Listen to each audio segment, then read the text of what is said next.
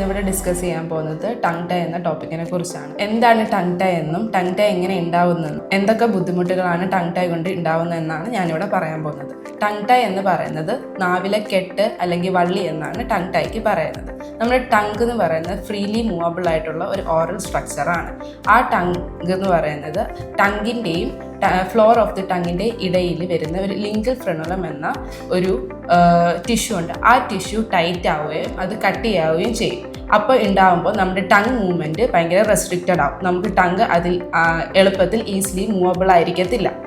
ഇനി ഇതുകൊണ്ട് വരുന്ന കുറച്ച് ബുദ്ധിമുട്ടുകളാണ് ഞാനിവിടെ പറയാൻ പോകുന്നത്.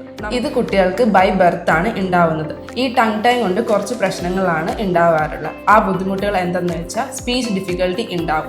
ചില സൗണ്ട്സ്, ചില വേർഡ്സ് പറയുമ്പം അത് ക്ലാരിറ്റി ഇഷ്യൂസ് ഉണ്ടാവും. പിന്നെ ചില കുട്ടികൾക്ക് സക്കിങ്ങിൽ ബുദ്ധിമുട്ടുണ്ടാവും. അവർക്ക് സക്ക് ചെയ്യുമ്പോൾ ചിലപ്പോൾ അത് ലിക്വിഡ് ആണെങ്കിലും ഫ്ലൂയിഡ് ആണെങ്കിലും അത് വായിലെ പുറത്തേക്ക് ഒലിച്ച് ഇറങ്ങുന്നതായിരിക്കും. പിന്നെ മൂന്നാമത്തെ വരുന്ന ഡിഫിക്കൽട്ടി എന്താണെന്ന് വെച്ചാൽ ഓപ്പൺ മൗത്ത് ഉണ്ടാവും. ഈ ടങ് ടൈ ഉള്ളവർക്ക് ഓപ്പൺ മൗത്ത് ആയിട്ട് ഉണ്ടാവാൻ ചാൻസ് ഉണ്ട്.